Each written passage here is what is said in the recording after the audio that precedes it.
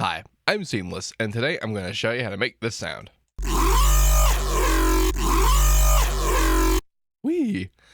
So this sounds kind of like it reminds me a lot of hardstyle stuff, and the sound I like it the way it is. But this is mostly about me rediscovering two cool things about Sytrus that I just kind of forgot about. One of them is that inside the effects tab, there's straight up a send out. And this effects tab generally has effects, like it's pretty much all wet effects. If you want to have a dry wet mix, you mix in some with the dry manually. But there's also just an option just to send out an offset. And originally it was intended to go out to the sends that were on the mixer insert by default, out in the mixer. They're not there anymore. But you can just have them as outputs coming out here. Aha!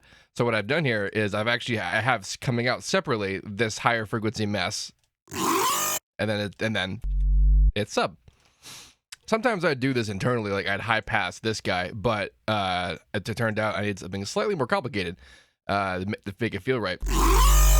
See, logic would say that you want to get rid of it all the way up to here because pretty much the only activity that matters is up here, but there is a teensy bit of this texture in here that matters to the sound the way that I like to hear it anyway.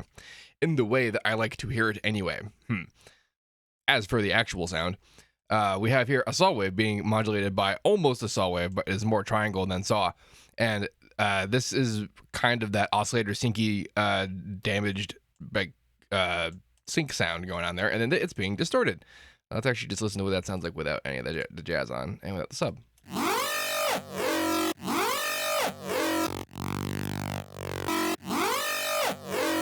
To modulate this guy, I have linked the volume of this particular operator to modulator X, and so how loud this operator is determines how loud it affects whatever it's FMing. In this case, FMing operator 1.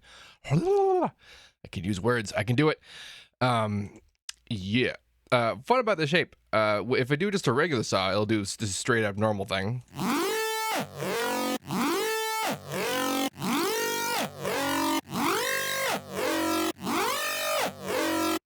Now, I'm going to do that again, but this time I want you to focus on two different things. One is how this guy sounds a certain way by itself, and then as this happens, like you can hear the main quality of it increase in pitch, and then also this really high frequency sound coming on top. And then it gets lower, and lower, and lower, all the while the main tone gets higher. And this is actually a direct result of what we keep talking about in FM about how we have to care about the change in slope of your waveform to determine the actual change in sound. So in this case, when we hear that really high frequency tone come in, we're hearing this angle show up. Before, when there was no angle, we were looking at this unchanging slope switch up, unchanging slope. So it's pretty much just the one pitch that gets changed. And then now we're changing it. And then when we do this, though, this slope increases. That means it's going to increase in pitch. Increase in pitch. And then it also creates this other slope that was almost completely vertical. So that's like infinitely high pitch, essentially. Just a snap. And then as its angle increases, I guess, decreases, I forget, I don't know.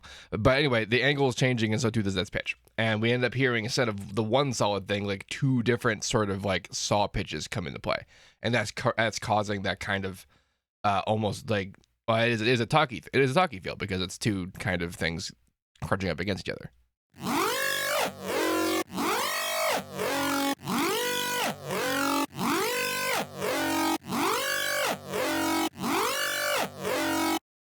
And that's what I was using the tone, this particular bit of the tone, before we got into the next fun bit. So here's the other trick in Sytrus that I forgot about until recently. And actually, I'm going to do this in a new one in case I screw up anything important in this one. And it is to do with the phaser filter type. Cool. So, cherry phaser. This is a filter type, right? What this does is it uses the straight up all pass filter that the phaser, is, and it gives you control of it. I actually put it in the filter.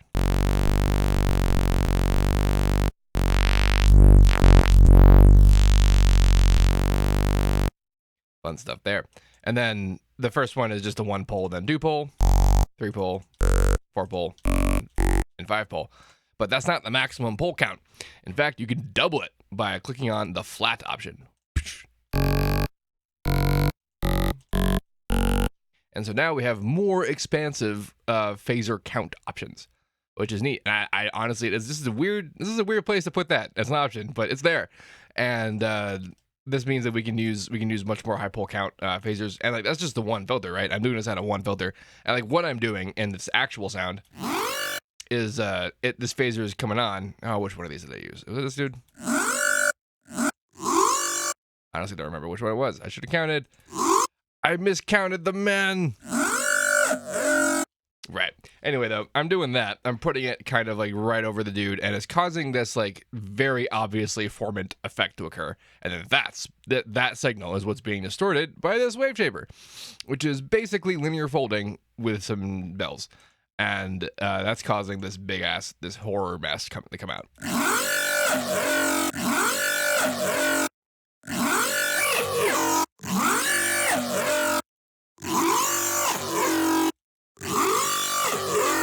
That sounds like what it was supposed to be. So I'm not modulating the phaser. I'm modulating the level of the main dude, which going into the distortion causes it to have at least a little bit of modulation. But the main phaser is just staying put, and that's just basically being the main the texture, the tone for this stuff to apply under.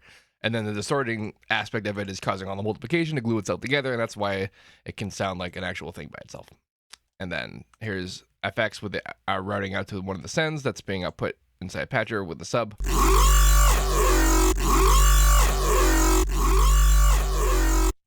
And then the EQing is keeping the subbest of sub frequency clean, and everything else is kind of still interacting.